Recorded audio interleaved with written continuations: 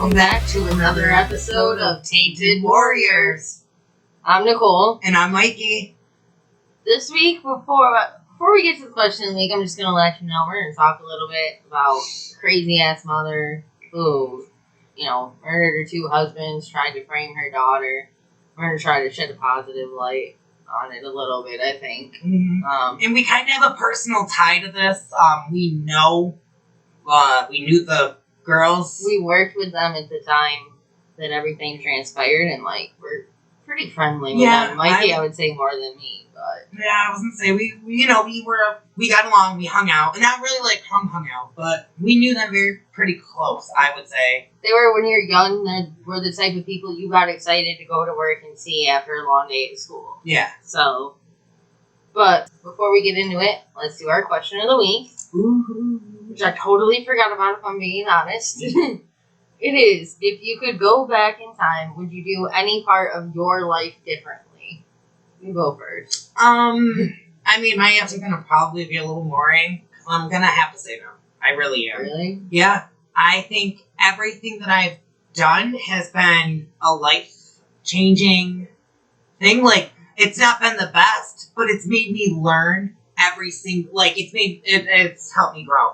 It's made me who I am as of right now. I can only imagine, if I almost look at it if you time travel and you mess up something in the past, how it fucks up the future. I feel like that might have happened if I do tweak something a little too much. I'm not going to be who I am today, and I like who I am today. No, I feel you on that, because for the most part, I wouldn't change anything either. This was honestly a super hard question for me, because there were 2, nitpicky kind of things that I had. The first one, the thing that I think I would actually go back and do differently is I think as a teenager, I would not have given my mom so much attitude. I wish I could have just been a little bit nicer to her, because we had a very rocky relationship, and, I could have just done it so much differently, and I don't know. I don't think our relationship would really be better or worse, but, I don't think that would really have had an impact too much on how I am now. The other thing that I'm, kind of 50-50 on is, the day my house burned down, and, I had a feeling something was going to happen, and, I was like, oh, I should call into work. And I was like, no, you need money, go to work. And then within, an hour and a half, my house was burned down. I feel like I would kind of want to go back and, trust that instinct, but I honestly have no fucking clue where that path would lead, so I don't know if I really would do that differently, but I'd probably do a coin toss on that. Right. I see. I understand. I don't think I've had anything that, I didn't have a house burned down, so I don't have anything like that. And then, when it came to the attitude and stuff, me and my dad had a bad relationship, but then once, you gotta watch the first episode. Right, you gotta go watch the very first episode and you find out what I'm talking about. What was Mikey's breakthrough moment? We'll find out. Really, it changed our relationship, so I wouldn't want to change anything to tweak that. Right. I don't know if mine really changed my relationship. I think my mom loved me as hard as she could have, and as hard as she would have, even if I didn't have the attitude. Right, because I feel like, your mom saw through that, being she's just a teenager. She saw the pain that I was just trying to hide by being mean to her. Sorry, Mom. I love you. I love your mom, too. Mom, there you go. Everybody loves you. Alright, so I guess we're going to jump into a mom who, I guess to some extent did love her kids, at least at some point, but something went wrong. She snapped somewhere in her brain. So, Stacey Castor was born July 24th, 1967 in Central New York. And I don't know why it didn't really tell me who her parents were. I don't know if you saw it. The only thing I saw said it was Jerry Daniels and Judy Eaton. I saw multiple things about Judy Eaton being her mother, but I was nothing specific. Nothing on the father, really. I was a little iffy on, was he kind of a sperm donor kind of father, or was he actually there? Right. Yeah, and I wonder, too, because I'm not gonna lie, I didn't really see too much about her background growing up, but I wonder if she did have if she had a rougher upbringing. I wouldn't excuse it. But I wouldn't excuse it, but it would maybe that's what triggered it somehow. I don't know. I can't tell you what really did. I don't even give a... This is a situation where I don't care if you had a bad upbringing. It doesn't justify what you did. Done. I want to make it clear right now that neither one of us will ever support Stacey Castor in this case. No. If you are somehow a crazy nut that does, I was just gonna say, right, the people that do, I don't believe, then you don't believe detail, or you don't believe in evidence. Right. Obviously. And you probably obviously don't belong in can't put two and two together, because that's what you have to do, I feel, in a little bit of this. You have to take some things into consideration, because it's not really spelled fully out for you, but it is when you put process of elimination. And when like you said, when you add 2 and 2, when you put certain evidence together, it makes a lot of sense. I mean, if you're somehow on a fence, I guess please get clear by the end of this episode. That's what we're trying to do. Is yeah. I guess we just want you to know that her daughters were good people. Very good. If you hear anything or see anything, don't. I watched a video. I can say the video that I saw on YouTube with it. He did do very good justification, I feel. But, I mean, I feel like he focused a lot about their court case. I didn't really talk about them as people or, and we have, personal relationships. I don't know if that makes us biased, I guess. But, there are things that have happened that make us, I have all the details. I don't know how to write down personal feelings, I guess. Right. Mikey's a good one at that, though. He's going to take us all through the emotions. But yeah, so Stacey Castor met her first husband, Michael Wallace, when she was around 17 years old, and everybody said they were madly in love, and blah, blah, blah. They had two daughters total, actually, and 3, and they were married April 7th of 1990. Our birthday, okay? I guess not all of the events in 1990 were good, right. So around... I don't have things on how their relationships were. I don't want to speculate on things like that. This is literally just what happened. Right. Here's your answers. It was around the Christmas holiday time in 1999, January of 2000. Michael Wallace began to show signs of illness. His sister, I think her name was Rosemary, noted that around Christmas he had been coughing a lot and he looked kind of swollen and puffy in appearance. And, she basically asked him to go to a doctor, but he never went to the doctor. And then there was one day in January where Ashley, who was, 11 years old at the time, I guess noticed that he was making some odd faces and, he had raised his arms and they dropped back down. But, she was 11 years old. You know what I mean? You don't understand what that is. Right. I don't even know what I would think. Well, I'm 31 years old. The fact that, she remembers that and caught on to that. Hey, I do remember him, acting weird or doing this, and to an 11-year-old, you would just call it a funny face or silly face. Right. You wouldn't know that he's hurting or sick or... Right. You would not know. Yeah. But, so she didn't know what was happening, and from what I read, that she just kind of left to get her sister Bree from school, and then Stacey ended up coming home and finding that Michael's unresponsive. So obviously she calls 911 and they try to work magic, but you can't do anything at that point. They declare him dead and rule that it was from a heart attack. His sister had actually wanted an autopsy, but Stacey declined, saying that basically there was no reason for it, which we all know now why. And she ended up collecting a $55,000 life insurance policy when he died, which money's always a motive. Right. I do think something did say that they did take vacations, the money that they used did go towards, I guess, trying to bring the 3 of them closer, to try to... I did see, that the Stacey Castor, Ashley Wallace, and Bree Wallace did have good times.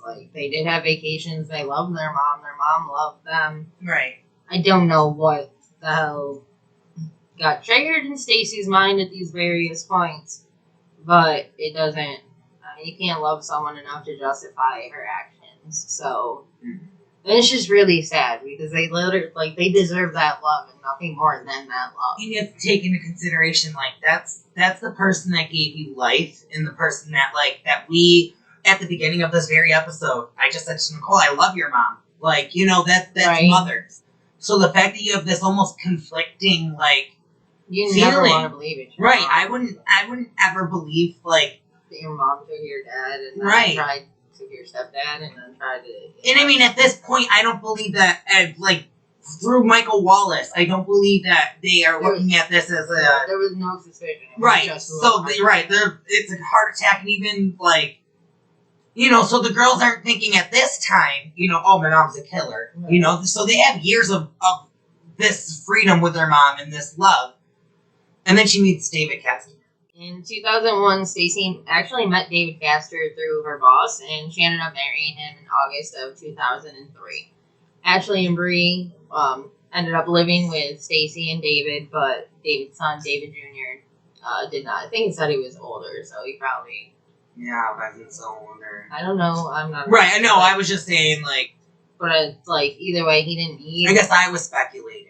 You know, there is some stuff we're speculating on. Like, I'm not gonna lie, I did not go back and sit there and ask these girls about the details of this, because that would just like, I just more at that point was like, I'm here if you need me, if you want to talk, but I'm not gonna be someone that sits here and tries to figure out the details of what's going on in your life when you just need people. A person that you could trust, like to know that I'm not here to hurt you. I just want you to know that I'm on your side, I guess, you know? And then a little disclaimer, like me and Mikey were talking about it earlier, we were actually kind of sad because then we ended up getting in our own trouble and, like, kind of lost touch. Like, it's kind of sad because, like, to this day, like, if they still needed me, I would still Oh my God, in a heartbeat, because they've never done anything wrong. They've never given me a reason to not believe. That's why I hope they, like, if they ever see this, they don't think that it's, like, in bad taste. Right. Like, it's just... Oh, definitely not. I feel like, you know, I'm not going to lie, though. I feel like our actions, and if they were to ever watch it, they would see that it wouldn't be in bad taste. And I feel like they would know that if anybody were to tell this story, the best, through a third-person point of view, I do believe it should be us who were, like I said, we were close to them at a point. Like, we were... I mean, we were co-workers, yes, but it was almost to an extent of a friendship. It was a family there. Yeah. So it was almost like, you know, we were all so young. Exactly. That was it too, though. I think Bree was like maybe 16, 17 years old when I met her. Around there. Like, so it's just, you know. Yeah. So, anyway, just wanted to kind of throw that out there that this episode is basically just to support them, I guess, more. Yeah, because if there is any doubt, if anybody does believe, and we do have a specific person, we will say in a little bit, who does believe in the story of Stacey Castor. I don't know like, if that person's alive still. Oh, I don't know. But that'd be another... Once again, though, that's kind of a conflicting, weird feeling, because... Yeah, I don't We'll explain it a little bit. We'll explain it a little bit. Let's go. Alright, so anyway, met Stacey and David. Now they're married. 2003. Let's move on to August 22nd of 2005. Stacey calls 911 saying that David hasn't shown up for work and that she hadn't spoken to him since apparently 5 a.m. the morning before when he locked her out of their bedroom. Which, to me, is a little fucking weird. Like, you're gonna wait a whole day plus? Like... Oh, you're... Okay, I didn't see when I heard that. Supposedly, I think it was a Monday, so he didn't show up for work on the Monday. You didn't talk to him since, like, 5 a.m. the day before Sunday. See, when I heard it, I thought they were stating that she hasn't talked to him since 5 a.m. Monday morning. Which I was like, you know, I thought it was confusing. So that's not a lot of time in between. You could be sleeping. Why would your first instinct call the cops? But I didn't know it said a day plus. Right. So, no, you're right. The way you have it, that is right. And that's even weirder. I mean, so she claims that he had gotten upset and locked himself in with a bottle of Southern Comfort and wouldn't come out, but she just assumed that he was basically sleeping off the alcohol. One of her favorite claims. I know. The Onondaga County Sheriff's Department kicks down the door to the bedroom and they discover a scene of what looks like an apparent suicide. They notice 2 glasses on the nightstand. One had liquid in it that was later confirmed to be antifreeze. I'm pretty sure the other one was cranberry juice. I could be wrong. Right. And then they notice that there's also like a bottle of antifreeze that has no top on it underneath the bed where David was laying. They also investigate the kitchen and notice that there's a turkey baster in the garbage, and I think they said it smelled like alcohol, and they began to suspect foul play at that point. Because what the hell? That's really weird. Well, I'll also state, I don't know if it's written down. They say that they did say that it is more likely for a woman to do a poisoning like when they are going to kill somebody and the way that they do it, it's like the test proved that it was more like the female would choose to poison somebody over like, and they also said that there was a shotgun underneath the bed. So if he was going to take his life, like drinking antifreeze is a tragic way of going. You don't just die instantly. You suffer for a very long, well, not a very long time, but for a while. How much you ingest. So they were trying to say that, like, why wouldn't he have just pulled the shotgun out? And they're trying to state that, like, that was already suspicious, and the fact that the poisoning thing of how it's mostly females that poison. It kind of fits our other podcasts where we've had like disappearances or weird deaths, and people are. Yeah. Falsely. You gotta go back and watch. Like, oh, you committed suicide by lighting your car on fire on Army land. Oh, like, or the pilot that got flown, ejected from the plane, right? Didn't he crash? The one that crashed into the power line? Yeah. Bin Laden. Yes. Okay, see, you gotta go back and watch all these, but... It's really weird that this, like, keeps happening in multiple episodes with different weird circumstances, but... At least this one had a resolution, even though it wasn't happy. I won't say that this is happy, because... No. It was lose-lose for those poor girls. Oh my god. Such a tragedy, I would even say. Like, I couldn't picture, and that's why, like, I felt like just morally, I had to be there. Like... I hope I was there at least a little bit. That's all I could do is hope that I did something. Yeah, so after his death kind of led it into being a little bit more suspicious. Now they're like, okay... Let's look at this case a little bit closer, because it didn't seem right for just a suicide. So Stacey did try to tell him that it was this possibly the reason for suicide would be because David's father had apparently died recently to that, and basically he was depressed. So she was like that could have made him commit suicide, but his pastor and his ex-wife both rejected the suicide theory also. So police also find that David's will ended up leaving nothing to his son and everything to Stacey and her daughters. Nothing to David Jr. Well, I mean, I saw something where his ex-wife was saying that apparently David Castor Sr. had like 4-wheelers and like boats or like things like that. Right. And yet he left nothing to which is so his son. Suspicious. There was Detective Spinelli. He was suspicious of Stacey. He was probably one of the more suspicious people that like really stayed on the case after David Castor died, like trying to figure out basically how or if she did it. I mean, he knew, but he couldn't prove it, so he needed the proof. But he ended up noticing that there were similarities between Michael Wallace's death and David Castor's death. So they ended up gaining access to Michael Wallace's medical records that apparently showed the worst thing that he ever went through was a hernia prior to having a heart attack and dying. Which, I mean, they do say that healthy people can have heart attacks. But that's really it's still going to, you're right, you're still going to look at it and be like, well, let me just make sure. I feel like I would really want an autopsy in that case, though. Like, if right, like, Stacey should have been like, I want an autopsy. She said no, right. Remember? I know, that's why I'm saying it's so weird, because I would be like, I want an autopsy to figure out how this healthy guy who's only ever had a hernia right, just to be just sure. drops dead. But nope. On September 5th of 2007, so a couple years after David Castor's death, when they had been investigating and trying to gain evidence and put clues together, they end up exhuming Michael Wallace's body, and they find that his body was loaded with crystals, which when antifreeze is ingested, it creates these like calcium oxalate crystals, I think they're called. Yeah.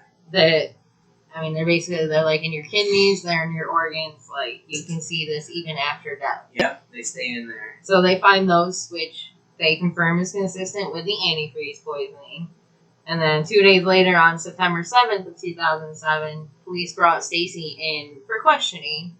I think it was like a 3-hour interview they ended up doing where they were basically asking her various questions. She tried to tell them that the day that David was locked in the bedroom, that when she wasn't home, she had called home multiple times to check on him, but they had phone records that showed she only called once. And at one point, I guess they asked her which which glass she poured the cranberry juice into. Yeah. And she responded by saying, I poured the Antifreeze, and then tried to correct herself. But then she ended up shutting down the interview, saying that Detective Spinelli was trying to frame her. Come on. You just said you put the antifreeze? Free antifreeze? That don't sound like cranberry. I guess I know they're similar. And in anybody's guilty mind that did do that could easily make that mistake. But if you've never touched antifreeze, you would not be thinking that in your mind at all to say, hey, I put cranberry juice in that cup. Right. Okay, so September 12th of 2007, detectives actually went and visited Ashley on her first day of college, and they ended up telling her that they believe Michael Wallace died of antifreeze poisoning. She ends up calling Stacey because she's hysterical. It was like, because they dug up her father's grave, like he was just kind of... And at this point, Ashley doesn't know that they were suspecting Michael Wallace of a homicide, right? Right? I feel like that's when they told her. Maybe I'm wrong. That they suspected her mom? I thought they were still... I didn't think they... Oh, not that she suspected, just that he died of antifreeze poisoning. Right. What I have. Not like anyone was suspect. Oh, see, so that's why she called her mom. Like, and her and her mom were really close. So, of course you're going to call her and be like, hey, this is what's going on. And, and you're going to be upset talking about... Even just talking about such a tragic thing. Like, so upsetting to the point where your mom will offer you a drink after such a hard day. What I saw about that was that her mom did offer to drink with her and supposedly got like a 6-pack of Smirnoff or something like that, and gave one to Ashley in a glass, and then Ashley took like a couple of bottles or something maybe, but started to get really sick. So she got a pill from Stacey to sleep off the alcohol, and then went and laid down. And she did wake up the next morning, September 13th of 2007, feeling like she was hungover, but went to school, and then came home as usual, but Stacey had offered her another drink, which was supposed to be vodka, Sprite, and orange juice. And I saw that it was supposed to be in celebration of her, like, early celebration of her 21st birthday. Yeah. Which is fucking, like, oh my god. You think your mom's doing something nice for you, and then it's just the worst fucking Turns scenario. out to be, right. Turns out to be the worst possible drink you could have ever taken. Like, look. Oh my god. So Ashley said that it didn't taste good, but her mom had told her a trick where if you put the straw at the back of your throat, you can just kind of basically get it down. Yeah. You know what I mean? So she did that and ends up getting tired and goes to lay down. The next morning, Ashley's sister Bree I think she was concerned about her sister because she hadn't gotten out of her room yet, so she went to wake her up. And she finds her sister barely breathing with her mouth and eyes open. Her eyes look like glassy eyes, and she yells to her mom to call 911.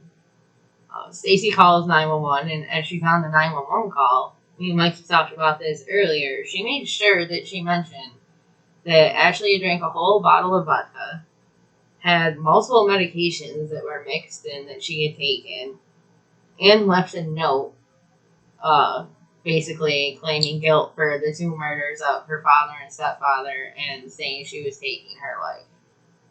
Which is fine, but she didn't say like shit about Ashley's condition. Right, like that her daughter is still alive and that she's barely hanging on. She's, she's not saying any of this. She's just trying to make sure that you know that, oh, she did this and she did this and this is what. No, we don't care about what she did. What is she doing? Like, I heard her at one point say she's throwing up. Okay, that was not the worst thing that she was going through. Right. If anything, that was probably helping her. Right, that was probably... Stacey was probably pissed that she was throwing it up. But that, honestly, who knows? Maybe that helped her survive. Yeah. If she actually even threw up. I wasn't there, so I don't know.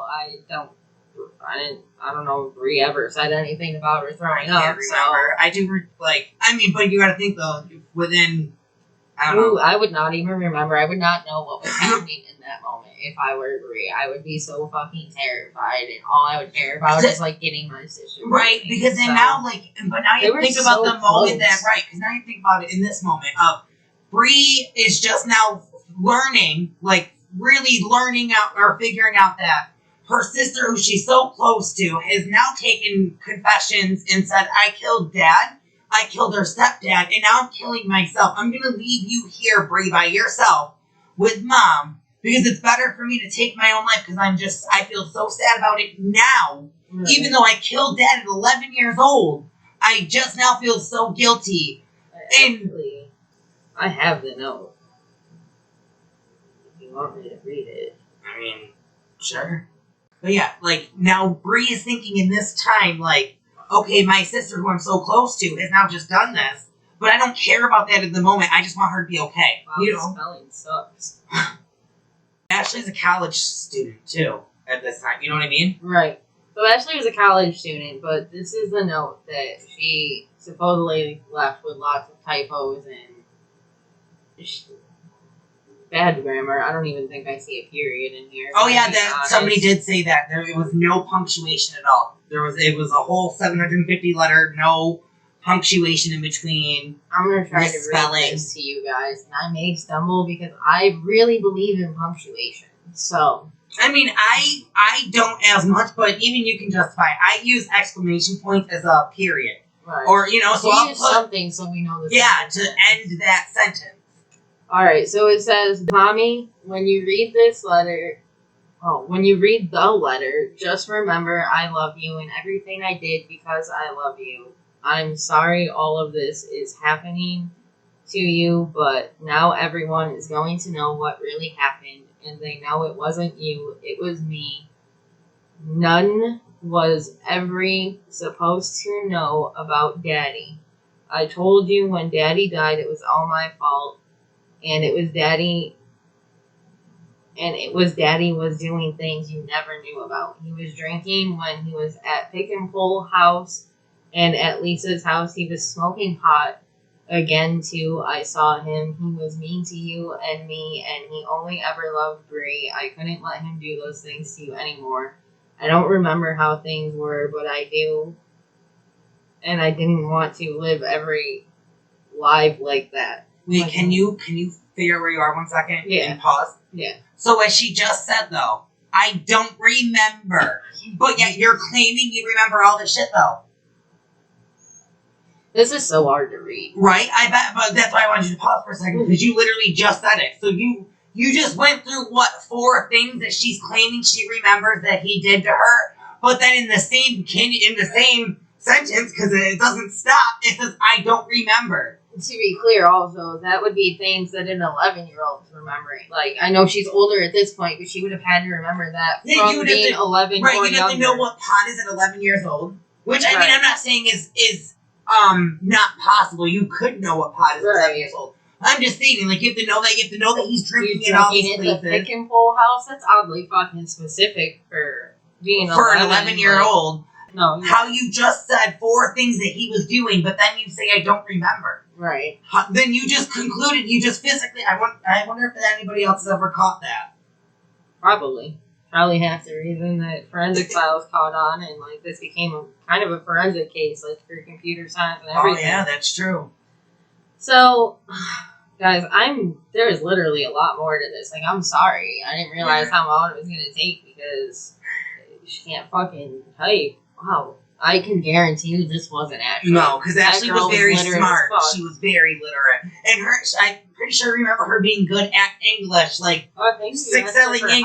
Yeah. Because I was really bad at English, and she was like, "Oh my god, I know it. I'm so da-da-da." Like I was good at it too, but no, she was older, so she was really like you're going to college. Of course, you help me out with my 10th grade fucking English homework. We could be wrong, but no, I'm pretty we could be, but I'm pretty sure like that was. I don't know. Anyway, so it wasn't fair to you or me. Daddy wasn't going to be good to you or be ever only Bree. I couldn't stand it anymore. The cops said there was antifreeze in Daddy's body, but did they tell anyone about the rat poison too? When I got home from school that day, I knew what was going on. Daddy was barely breathing. I knew he was going to die. That's why I didn't call you for help or anyone else. I wanted to make sure, oh my god, he couldn't be mean to you or me anymore. He died before I went to pick Bree up from school. I watched him and I knew he couldn't hurt you anymore. We were happy for a while, just the 3 of us, and then you married David and he was mean to you. he was mean to all of us, meaner than Daddy, and I knew you loved him like you loved Daddy, and you were going to let him be... I don't know what that says. Something like he did, and you wouldn't leave it. It wasn't fair, Mommy. He didn't love you or me or Bree. I never thought anyone would miss David. None but you loved him. It was harder than with Daddy because you were always home or with him. But it did it. I made sure he would never hurt you anymore. So that Friday when David came home so you could go to the post office is when I first did it. It was easy. I asked him if he wanted something to drink, and I put the Antifreeze in his glass with some soda. He drank 2 whole glasses. Whole is spelled wrong. That was it only.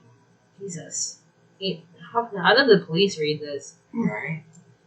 It took longer for David than with Daddy. Once I put the antifreeze in Daddy's Gatorade, it only took a day or so. That's when he died, when you were sleeping on the couch. After David locked himself in the room, I got the extra key because I knew where he hid it, and I put stuff in the room. I tried to get him to drink some of that booze with the dropper thing, but he was out of it and said, wouldn't I poured the antifreeze in his glass and on the floor and left the bottle in the room. And then I put the gloves back in the kitchen and got ready for work. You never knew and know all these cops are saying all this stuff about you to everyone you know and love, Mommy. It's just not fair. When you told me they dug up Daddy, I knew what was going to happen. No one was ever supposed to know, Mommy, and now they do. And they think you did it, but you didn't. It was me. When the cops came to my school today, I thought they had figured it out and I was going to jail, but they didn't take me, Mommy. I can't live like this and watch what they are going to do to you anymore, but I can't go to jail for the rest of my life. I can't put you through that. I did the only thing I could to help you. I know you hate me for doing what I did, but Mommy, remember I love you more than anything. And I did it for you and for us. Please forgive me, Mommy. Someday when all this is over, please forgive me. Make sure you take care of Bree. She is all you have left now. Remember how happy we all were together, and you will be happy again. Happy is happy. I promise you, Mommy. Tell boyfriend I love him. And I'm sorry. Tell Bree to be a good girl for you. And I love her now, too. Please don't hate me. Remember, I love you. I'm not going to say the boyfriend's name. I was just going to say, does it just say boyfriend? No, does it says his name. But okay. I don't have... No, I didn't include... You don't have to. The girls had social lives. They had boyfriends, right. But I don't feel it's necessary to include them in this right now. Oh my God, that was the hardest thing I have ever had to read. Right? I didn't want to stop you because there was another thing again in there that made me be like, wait a second. Because, what did she say? You want me to pull it up? No. I'm sorry, that was like... No, I know, it was so hard. I didn't want... so bad. There was literally not one period. She was just reading it again, and there was something around the end where it just didn't make sense. She said antifreeze multiple times. Right? Well, just like, when I poured the antifreeze cranberry... You guys are setting me up, I'm done. Right? I mean, come on. Come on. So at this point, Ashley... she's now found taken to the hospital, right? Yep. She was taken. The cop said when they found her, her eyes were open and she looked petrified, but she wasn't actually seeing anything. So, oh my God, that's terrifying. She was 15 minutes from death, but she did manage to survive after like hours of the hospital and her body working through whatever mixture she had ingested. Oh my God, thank God. Thank God. Because not only was there... Oh, wait. Was there antifreeze in Ashley's drink, too? I don't remember, if I thought it was... honest. I didn't see anything that said there was, but right? I really thought that... I thought there was a little bit, but I could have sworn there was a mixture of pills in there. That ends up getting... And alcohol. Well, we did end up going to actually see her up in the hospital. Like, me and Nicole took our time. We went up to the hospital to visit Ashley because... Like I said, at this point, we were kind of close. To have something like that happen to you is very traumatic. I can only imagine. I want her to know that, hey, you know what? You still have family. This little family that we've created is still here if you need anything. I can't believe this happened. Ashley did tell us, like, what was found. But now I don't want to say exactly what it was because I can't remember exactly. But Nicole is trying to look it up to see. But, I'm coming up with nothing. You know, it was just very crazy. Like, the look and the pain in Ashley's eyes when she was telling us, like, her whole world had been flipped upside down, and, like, you could see it. Right. It was horrible. Even when she ended up returning back to her, because she did come back after she stabilized and got all good, like, you could see she was trying to make jokes about, like, not about it, but, you know, she was trying to be okay. Okay about it. And then she was smiling. Like, you know, we asked her, like, hey, how are you? And it was like, as good as I could be when your mom tried to kill you or something, like, along those lines. And it's like, you know, that was kind of her sense of humor and her way of kind of joking about it and being like, hey, I'm doing the best that I can. Right. And it's like, it just made me feel even more bad because it's like, damn. Like, what do you do in that situation? I think that's, I don't know. That's why I guess I feel like I don't know if I did enough because I never knew what to say. Like, I had a mom who would never do that. Ever. Like, and then, that's what every person deserves. So, moving on, obviously Ashley's in the hospital, but she does end up waking up. When she wakes up, the Onondaga sheriffs end up, you know, going to question her and ask her, basically, did you try to kill yourself? Did you leave a note? Did you do this? And she had no idea what they were talking about and immediately denied that she tried to kill herself or left the note. No. And I mean, at this point, like you said, so once again, in order for her to have killed Michael Wallace, she had to have been 11 years old. Like, so, you know, take that into consideration, too. Like, literally would have to basically be, like, almost a sociopath. Right. Which, and she'd have to know all of these behind-the-scene things, like, unless her mom was telling her. And, I mean, I guess I can see, like, you do witness your parents fighting every once in a while, but not to that extent, I feel. And, you know, I feel like there were whispers. I feel like you don't just say daddy was mean. I feel like you be specific. Like, at this point, when she's leaving that note, she's like 20 years old. Right, that's true, too. She's not 11 in that. She's in college. Yeah. She can form a sentence. Right. Like, and I get that maybe, you know, it would be something sad, but I don't believe that it would take you all the way back to 11-year-old age and writing like that. No. Right. I believe that was an adult trying to sound young and innocent. Or just an illiterate fuck. But anyway, so that same day, the police actually arrested Stacey for the attempted murder of Ashley and the murder of David Castor. And from what I saw, she was arrested at the hospital that Ashley was in. She tried to continuously claim to be innocent, but she had her mother's support.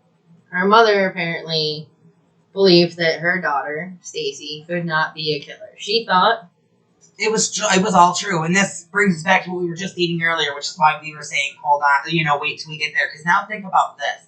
Not only did you just lose your mom because your mom tried to kill you, but your grandmother, her mom, now believes that you are a killer. So now you don't have your grandmother even, because she believes that you're lying to the world, and that at 11 years old, you really did this, now you're framing your mother. Right. She legit thinks it's more believable that an 11-year-old girl killed her father, waited a few years, did it again to her stepfather, and then tried to do it on herself, but failed. Right. Oh, yeah, that was the other thing, too. Right. Is that she could kill 2 grown men, but she couldn't do it to herself. And I believe that both men were at least maybe 180 to 200 pounds. I have no clue. Ashley was maybe 115 at the most. I mean, I don't know anything right. about weight, so. I'm just throwing out, like, spectacle. I think, like, the average 30-year-old male or 40-year-old male is, like, 200 pounds. A grown man weighs more than Ashley did at that point. So she should be able to know how to take herself out. Right.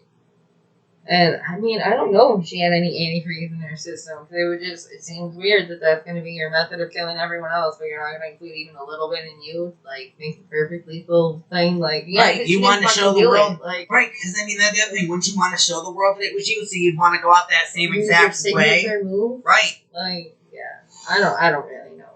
But, so, on December 20th of 2007, Stacey got indicted on 1 count of second-degree murder, 1 count of second-degree attempted murder, and 1 count of plot to present a forged will, meaning David's will leaving everything to her wasn't actually legit and that she had falsified it.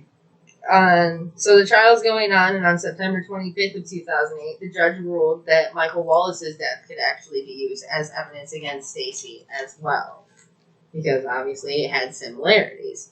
So some of the things that the prosecutors actually noted in court were the crystals that were found in both Wallace and Castor's bodies, the antifreeze crystals that formed, we mentioned earlier.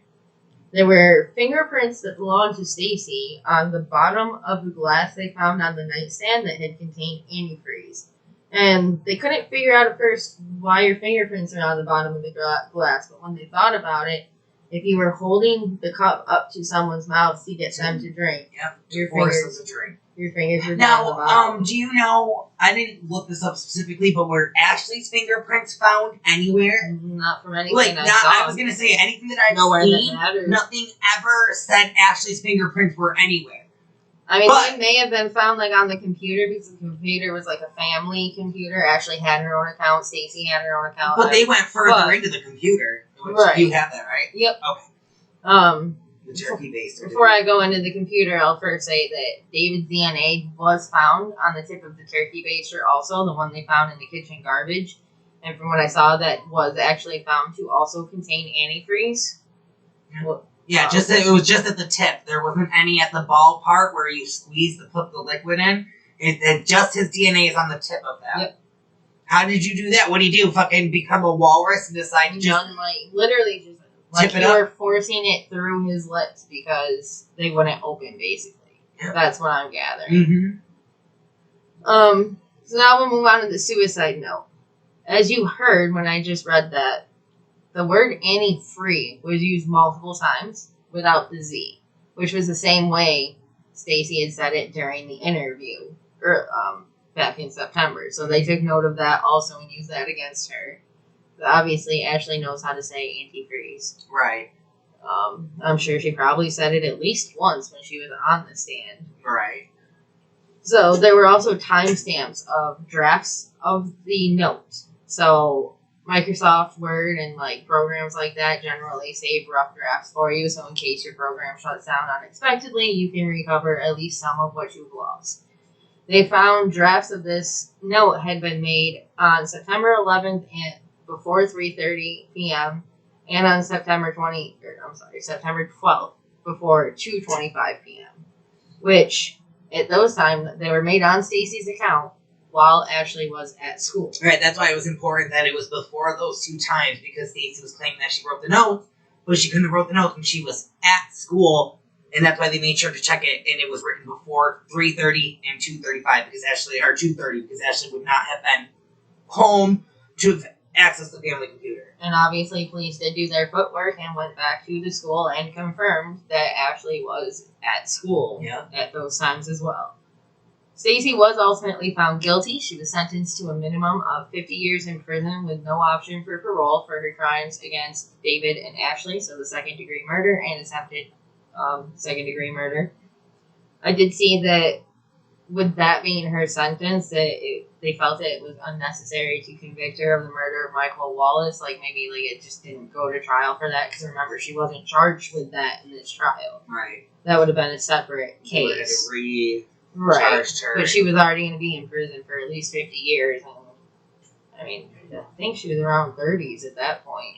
Right. 30s, early 40s. So, what's the point? You'll probably be dead. Mm-hmm. So she wasn't actually convicted of that, but obviously he died the same way. She most likely would have been if it went to court. Like I said, you put two and two together, though. Right. From the presentation that we showed you earlier, you add it up. She was eventually found dead in her prison cell on June 11th of 2016 due to a heart attack at 48 years old.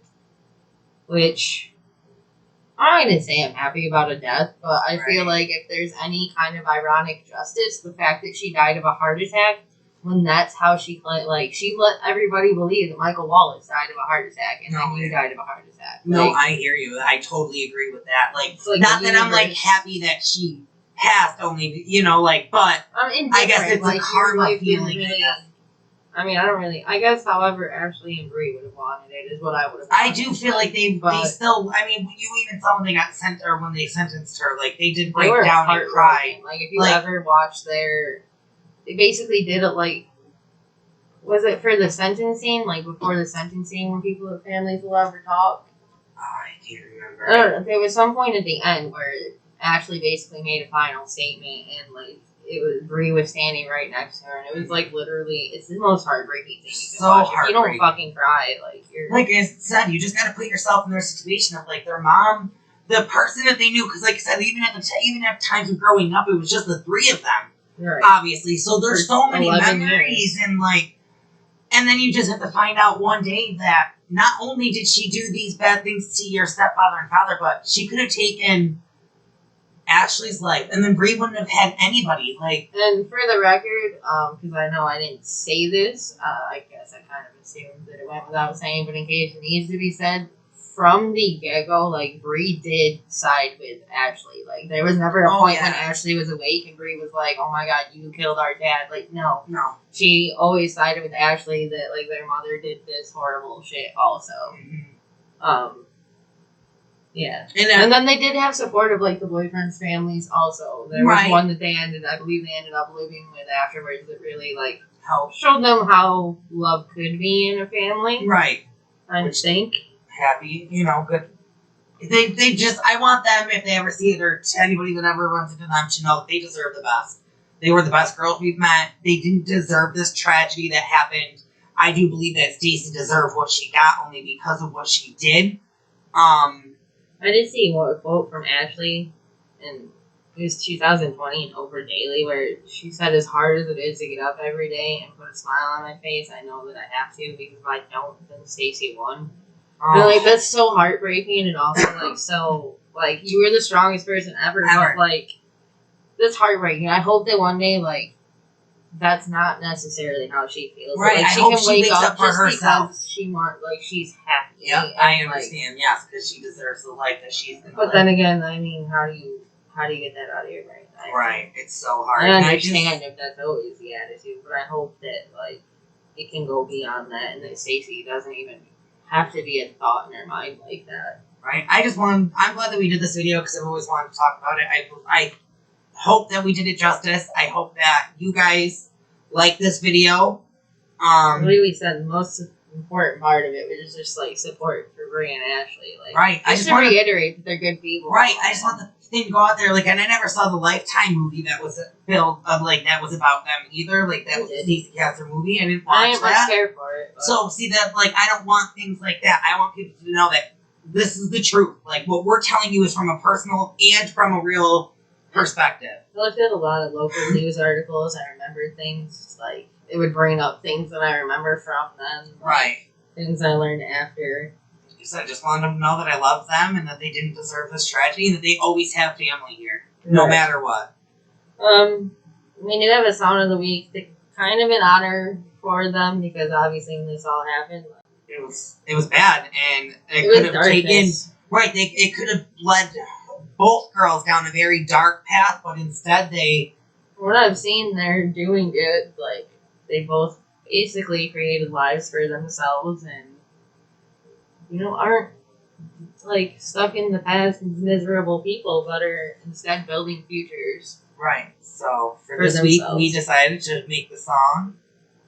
We decided to go with It Ends Tonight by All American Rejects just because it kind of feels like when you were standing in that courtroom and you got to, like, when you got justice, like, it ended. Right. That moment. Your darkness turned to light and time to rebuild. I even said to Nicole, I feel like, if you want to take it a step further, it ended from the moment she put that glass up to Ashley's lips, or, once she put those things into Ashley's thing. And, because it kind of was like, once she wakes up from this, thank God she woke up from it.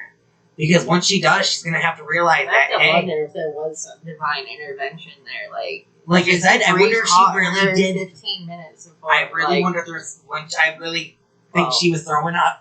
And she probably threw up a lot of. Bree gave her a 15-minute window. Basically. Right. Thank God her sister Bree's was so close, right, and knew that something was wrong right off the bat. She didn't just, she did for, I want to say, I do remember her saying for, the first 5 minutes, she did think that Ashley was just sleeping. Yeah, but then she kind of was like, no, this isn't like her. This is, she's responding to me by now. So, which is why it turned into something, so thank God for her. But all right, guys, that's been our episode for this week. We hope you enjoyed it. Stay tuned. Yeah, stay tuned. Episode. I feel like we're going to try to keep going down true crime, disappearance type We're gonna videos. mix it You up, know, but right. I kind of like these. All right, guys. Leave a comment, like, subscribe. Love you. And Don't until forget to next tell time, everybody about your favorite podcast. Tainted Warriors. Bye.